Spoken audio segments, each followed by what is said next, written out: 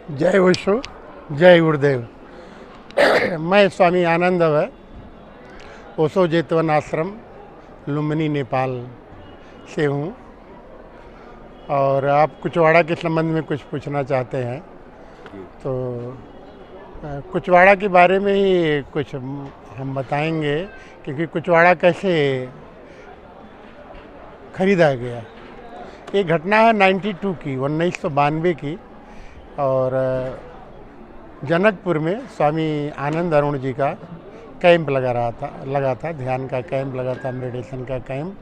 तो उन्होंने कहा कि भगवान की जन्मभूमि, ओशो की जन्मभूमि एक दर्जी के कब्जे में है और हम लोग 50 लाख सन्यासी हैं और उसको छुड़ा नहीं पा रहे हैं। और सुनते हैं वो दर्जी जो है किसी को हलने नहीं देता है, क्योंकि वो भी नहीं गए थे कुचवाड़ा।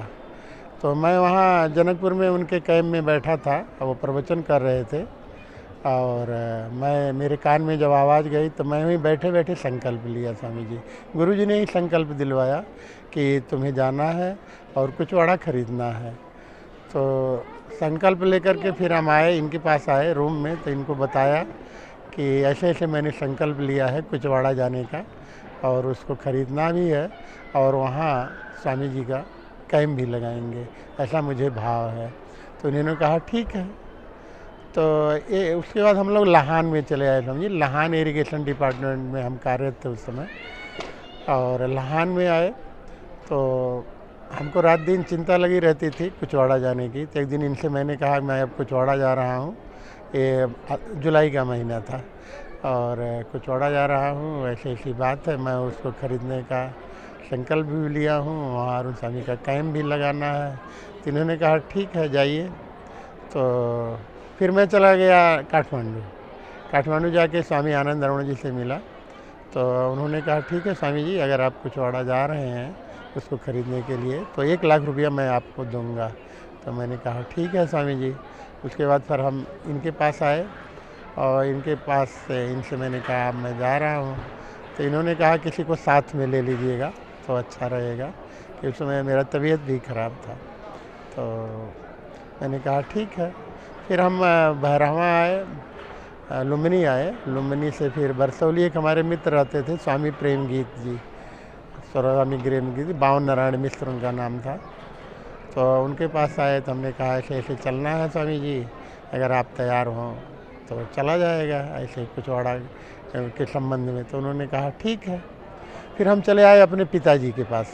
हमारा इंडिया में भी गांव है स्वामी जी, एक सिद्धार्थ नगर डिस्ट्रिक्ट में फतेहपुर एक गांव है, वहाँ भी मेरी खेती बाड़ी है। तो वहाँ हमारे पिताजी रहते थे। तो वहाँ आए हम, पिताजी को मैंने बताया कि ऐसे ऐसे हम कुचवाड़ा जाना चाहते हैं, उसको ख़रीदना चाहते हैं और कैसे क्या किया जाएगा। तो पिताजी ने मुझे बहुत प्रोत्साहित किया। पिताजी ने कहा अगर बाबू तुम ख़रीदना चाहते हो तो मैं 1 चक ज़मीन बेच दूँगा और जाकर ख़रीद लो। उसके बाद हम लोग आए, फिर गोरखपुर आए स्वामी जी, हम और प्रेमगीत जी हमारे मित्र। गोरखपुर से फिर हम लोग बिना किसी तरीके से, अब कैसे कुचवाड़ा तो मालूम नहीं था, कुचवाड़ा कहाँ है कुछ नहीं मालूम था। तो वहाँ से हम लोग सलाह किए कि जबलपुर चला जाए। तो वहाँ से जो है फिर हम लोग ट्रेन के द्वारा स्वामी जी जबलपुर आए।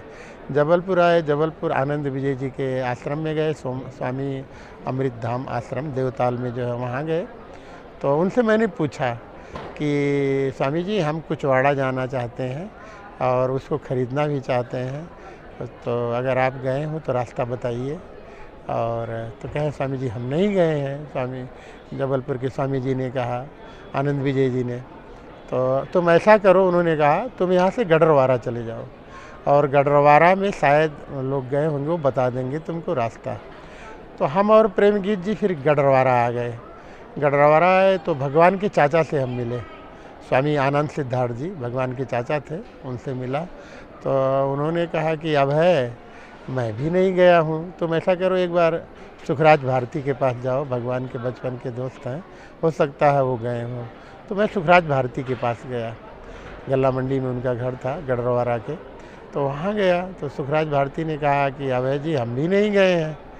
एक बार कंछेदी जी से पूछिए, तो कंछेदी, फिर मैं कंछेदी लाल शुक्ल के पास गया, भगवान के बचपन के दोस्त थे कंछेदी लाल शुक्ल। तो उन्होंने कहा हम भी नहीं गए हैं। अब क्या हुआ, फिर हम चाचा जी के पास आए, भगवान के जो चाचा थे आनंद सिद्धार्थ जी। तो आनंद सिद्धार्थ जी ने कहा तुम ऐसा करो अब है तो यहाँ से चले जाओ पिपरिया। पिपरिया में वो सब प्रेम नीड़ आश्रम है और वहाँ प्रेम तीर्थ भारती जी रहते हैं, अब उनको मालूम होगा, वो जानते होंगे। फिर हम वहाँ से पिपरिया आ गए, हम दोनों भाई, हम दोनों मित्र पिपरिया आए, हम और प्रेमजीत जी। पिपरिया आने के बाद तो फिर हम उनसे मिले, स्वामी प्रेम तीर्थ भारती से। तो स्वामी प्रेम तीर्थ भारती ने कहा कि तुम क्यों खरीदना चाहते हो?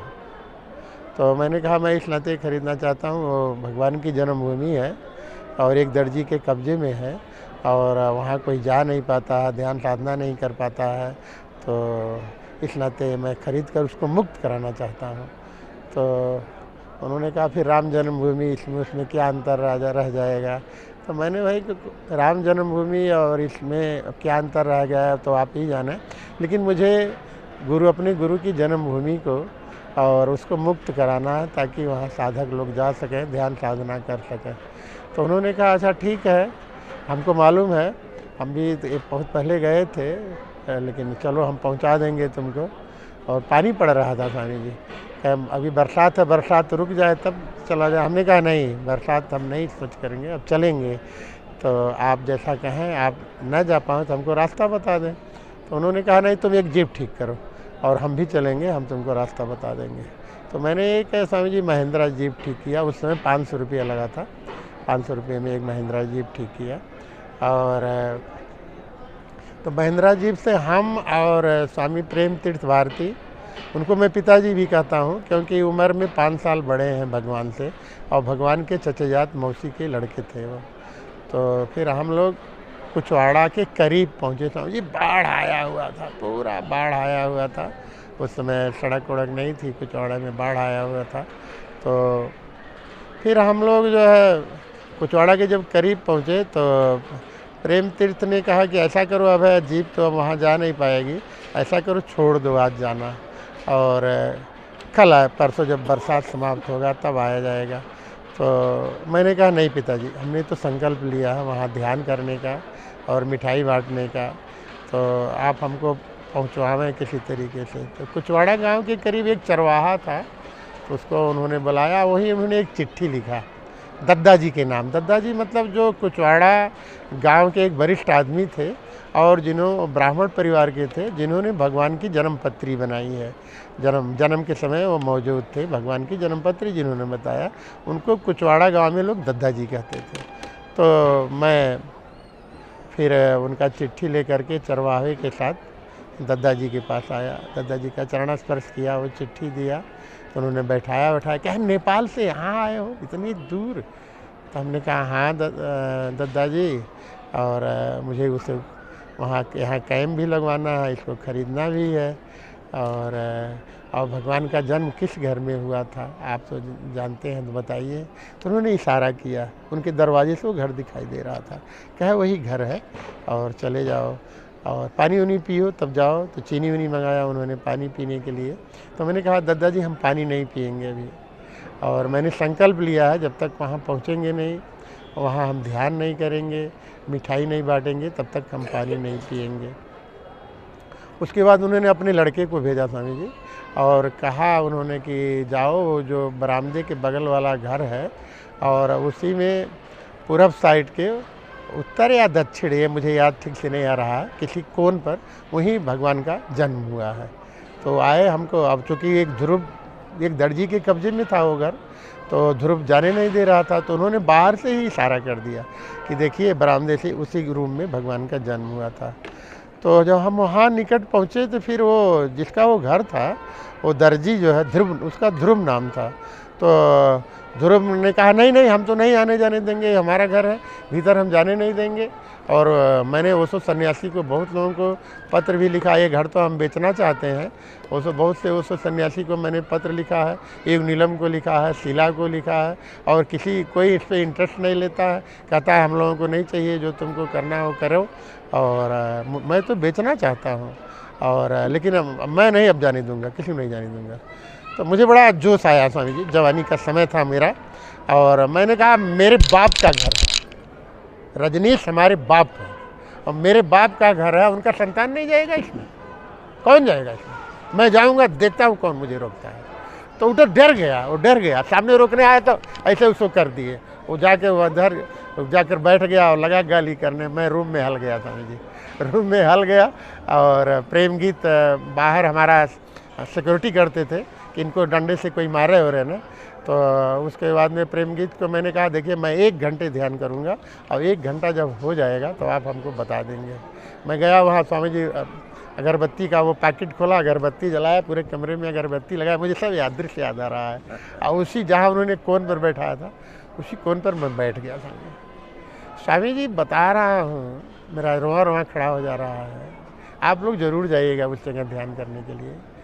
1 घंटा कैसे बीता और कितने जल्दी बीता। और वो समय मेरे पास विचार आते थे स्वामी जी, उस समय मेरे पास विचार आते थे और कितने जल्दी बीता मुझे याद नहीं है। 1 घंटे तक बैठा रहा। उसके बाद मैं उठा स्वामी जी, उन्होंने इशारा किया हमारे मित्र ने कि 1 घंटा हो गया, उठिए। तो उठे, हमने कहा मिठाई बांटिए। लड्डू लेकर गया था स्वामी जी, घी का लड्डू था, शुद्ध दुकान से लेकर गया था। उसको लड्डू को मैंने बंटवाया। बंटवाने के बाद मैं, जिसका घर था ध्रुव दर्जी था, मैंने उससे क्षमा मांगा, माफ़ी मांगा कि मैं देखो ये तुम्हारा घर है, मुझे इतनी धृष्टता नहीं करनी चाहिए, तुम्हारे घर में ज़बरदस्ती मुझे नहीं हलना चाहिए, लेकिन चूँकि मेरा अधिकार है, मैं ओशो का शिष्य हूँ, मेरा अधिकार बनता है यहाँ ध्यान करने के नाते, इस नाते मैं गया हूँ। और मैं इस खरीदूँगा, मैं ख़रीदने ही आया हूँ और मैं परसों आ रहा हूँ, इसको खरीदूँगा और तुम अपना तैयारी करके रखो, कितने में बेचोगे क्या, परसों मैं फिर आऊँगा। फिर मैं स्वामी जी फिर पिपरिया चला आया। पिपरिया आकर के प्रेम तीर्थ जी को बताया। ओशो के चचेजात मौसी के लड़के थे, 5 साल उम्र में बड़े थे, तो उनको मैंने बताया। तो उन्होंने कहा तुम क्यों खरीदना चाहते हो अब है। तो हमने कहा देखिए, उनको मैं पिताजी कहता था क्योंकि भगवान से उम्र में 5 साल बड़े थे। तो मैंने कहा पिताजी ऐसा है कि मैं उसको मुक्त कराना चाहता हूँ उस सन्यासी के लिए, ताकि सन्यासी सभा में यहाँ ध्यान कर सकें। और वहाँ मैं कैंप भी लगाना चाहता हूँ 9, 10, 11 दिसंबर को। और 11 दिसंबर को अब की बार ओशो के जन्मभूमि में ओशो का उत्सव होगा। तो उन्होंने कहा ठीक है चलो मैं खरीद दे रहा हूँ। उन्होंने कहा मैं खरीद दे रहा हूँ। तो गाड़ी लिए हम लोग, फिर वहाँ गए। उस दिन दूसरे दिन का गाड़ी का उन्होंने पैसा नहीं लिया हमसे स्वामी जी। वो खुद धनी आदमी है और पिपरिया के सेठ हैं और बड़ी गोल फेल हैं, लेकिन बिजनेस में इंग्लैंड रिटर्न है समझिए वो।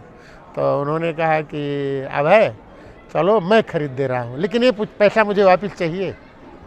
खरीद तो दूँगा लेकिन मुझे पैसा वापस चाहिए। तो हमने कहा पिताजी पैसा वापस आपको मिलेगा, क्योंकि मेरे बाप ने भी कहा है, अरुण स्वामी ने कहा है 1 लाख रुपया देने के लिए। तो कहे ठीक है, तो हम ऐसा करेंगे, तुमको ये खरीद करके 9, 10, 11 तुम्हारा कैंप है तुम लोगों का, दिसंबर को 8 दिसंबर तक मैं दे दूँगा, कागज़ दे दूँगा, लेकिन मुझे पैसा वापस चाहिए। तो हमने कहा पैसा वापस मिलेगा पिताजी, आप खरीदें, आप नहीं खरीदेंगे तो मैं बयाना मार के जाऊँगा, क्योंकि मेरे बाप ने कहा है कि 1 चक ज़मीन बेच दूँगा, अब मैं खरीदूँगा इसको। तो कहे नहीं तुम चिंता मत करो और हम खरीद दे रहे हैं। उसी समय हम लोग 2 से तीसरे दिन गए स्वामी जी, वहाँ गांव भर जुटे और दादाजी भी आए, पटेल जी वहाँ के जिम्मेदार हैं, कुचवाड़ा के पटेल जी भी थे और तमाम लोग जुटे उटे। तो उसने उस समय स्वामी जी जाम कितना किया, 21 लाख दाम किया, छोटे से घर का 21 लाख दाम किया। तो गांव वालों ने कहा 21 लाख का तुम्हारा है। वो समझा हमको कि अमेरिका से आए हैं, पैसे वाले हैं, जितना कह देंगे दे देंगे। तो उन लोगों ने कहा तुम्हारा 21 लाख का ही नहीं है, ये तो 10 लाख का भी नहीं है। तो होते होते वो 10 लाख में आ गया। तो हमारे वो जो जिनको पिपरिया के, जिनको मैं पिताजी कहता हूँ, जो पिपरिया के स्वामी प्रेम तीर्थ भारती, तो अब तो नहीं है शरीर में, बहुत बढ़िया आश्रम बनाया था उन्होंने, वो सब प्रेम नीड़ आश्रम बनाया था। तो फिर वो करते करते उन्होंने कहा, उसने कहा 5 लाख में आया स्वामी जी। 5 लाख के बाद उन्होंने कहा देखो भाई मैं 3 लाख दूंगा, 3 लाख दूंगा और ये घर हमारा हुआ, मैं तुमको बयाना देकर जाऊंगा आज। तो होते होते स्वामी जी 3 लाख में तय हुआ। अब उन्होंने उस समय तुरंत उसको 21,000 बयाना दिया। एक बात मुझे अभी याद आ रहा स्वामी जी, और उसके बाद हमको दूसरे जगह बैठा दिए थे। अच्छा। क्या अब है, तुम बिजनेस नहीं करते हो, तुम्हारा भाव मैं देख रहा हूँ, वो जितना मांगेगा उतना तुम देकर खरीद लोगे, और मुझे तुम यहाँ बैठो, मैं खरीद के आऊँगा, बयाना मार के आऊँगा, तब तुमको लिवा के उस घर में चलूँगा। बहुत मानते थे हमको, मैंने लड़के जैसा मानते थे। तो उसके बाद में जब बयाना उन्होंने 21,000 दे दिया, उसके बाद आए हमारे पास, कहे अब है घर तो खरीद लिया गया, और लेकिन मुझे पैसा चाहिए वापस। तो हमने कहा पिताजी मिलेगा, तो तुरंत नारियल मंगाए, कह ले चलो नारियल, अभी मुझे याद आ रहा है, अपने हाथ से नारियल फोड़ो इस घर में। तो वो नारियल मंगाए। हमने कहा नहीं पिताजी आप फोड़िए, आप बड़े हैं, आप फोड़िए। कहे नहीं अब है तुम फोड़ो। तो हमारे हाथ से वहाँ नारियल फोड़वाया, भगवान के जन्म, जहाँ भगवान ने जिस जगह जन्म लिया था, नारियल फोड़वाए। और तो फिर हम लोग पिपरिया आए। तो हमने कहा पिताजी यहाँ तो कैंप लगना है, 8 तक मुझे कागज़ चाहिए। और अरुण स्वामी ने कहा नेपाल से मैं वापस कर दूंगा पैसा। तो वो नेपाल वाले तैयार हैं देने के लिए, मुझे 8 तारीख तक कागज़ चाहिए। तो उन्होंने स्वामी जी खरीद करके और 8 तारीख को कागज़ हमको दे दिया। और फिर कैंप ख़त्म हुआ। तो उसके बाद में नेपाल वाले लोग मित्र सब कहे हम लोग पैसा वापस कर देंगे, अरुण स्वामी ने कहा। तो फिर उन्होंने कहा कि हम चलेंगे, हम रुक गए, चलेंगे। तो फिर वो कुछ दिन के बाद हमारे साथ नेपाल आए। टिकट उन्होंने ही कटाया था ट्रेन का।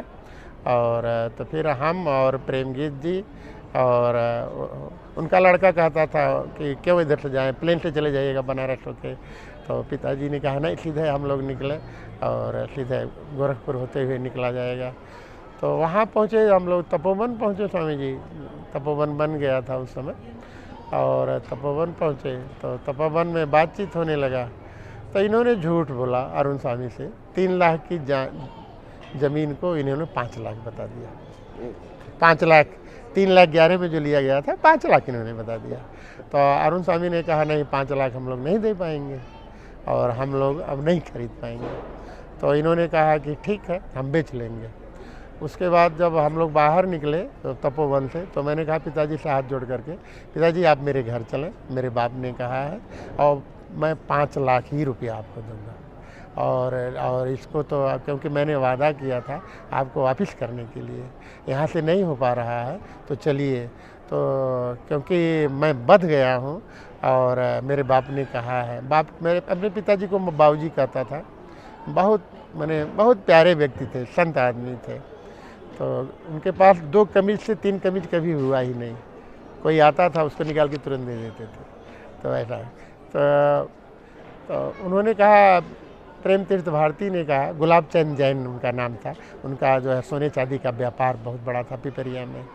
तो उन्होंने कहा कि अब है तुम बेकार चिंतित हो रहे हो, तुम चिंतित ना हो बेटा, मैं जान रहा हूँ तुम्हारे पास पैसे नहीं हैं, मैं जान रहा हूँ। और तुम्हारा बाप कहा है तो तुम्हारे बाप ज़रूर बेचेंगे, ये भी मैं जान रहा हूँ।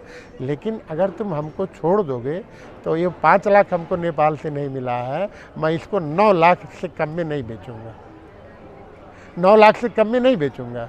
और तुमको मैं मुक्त कर रहा हूँ, तुम मुझे छोड़ दो, हम पैसा जैसे भी निकाल लेंगे, हम बिजनेस में जो है इंग्लैंड रिटर्न है और मैं तुझे मुक्त कर रहा हूँ, तुम हमारे संतान जैसे हो। और मतलब मेरी लड़की का शादी करने का भी उन्होंने वादा किया था, बाबी मेरी लड़की के नाम था, कहीं शादी नहीं करना, यहीं आना, मैं लड़कियों का शादी कराऊँ, यहीं से मैं सब कुछ करूँगा। तो हमने कहा नहीं पिताजी, और उसको तो समय अभी, वो मेरी लड़की पहली सन्यासी है कुचवाड़ा की, कुचवाड़ा में जो अरुण स्वामी का पहला कैंप लगा तो मेरी लड़की ने दीक्षा लिया, उसको नाम मिला स्वामी प्रेम निवेदिता, स्वामी प्रेम निवेदिता भगवान ने नाम दिया। अरुण स्वामी का कैंप, बहुत सुंदर कैंप लगा था स्वामी जी, 500 लोग जुटे थे वहाँ से। पूरा आश्रम विरोध कर रहा था, कैंप नहीं लगाना है, मेरा जोश जगा था जवानी का कैंप लगाना है, ये है वो है। और मुझे भाव हुआ कैंप में कि 1.25 मन लड्डू बांटना है, बर्थडे में इन्होंने बनवाया भी। ये हमारा मित्र था देव विनोद लाहन का, वो और शैलेंद्र जी मिल करके, स्वामी शैलेंद्र, उन्होंने भी सब लोग मिल के बहुत बढ़िया कैंप लगा। और 80 लोगों ने तो दीक्षा लिया उस कैंप में स्वामी। और माला सिर्फ 20 का हिस्टू था। बाद में ऐसे फूल दे करके बाद में अरुण स्वामी ने हमको भेजा कि जाके आप माला देने आए, तो दोबारा हम फिर वहाँ आए, माला दिए लोगों को। और बाद में उन्होंने क्या किया, स्वामी प्रेम तीर्थ भारती ने फिर विनोद खन्ना का फ़ोन आया। विनोद खन्ना ने कहा इसको मैं खरीद लूँगा, विनोद खन्ना ने।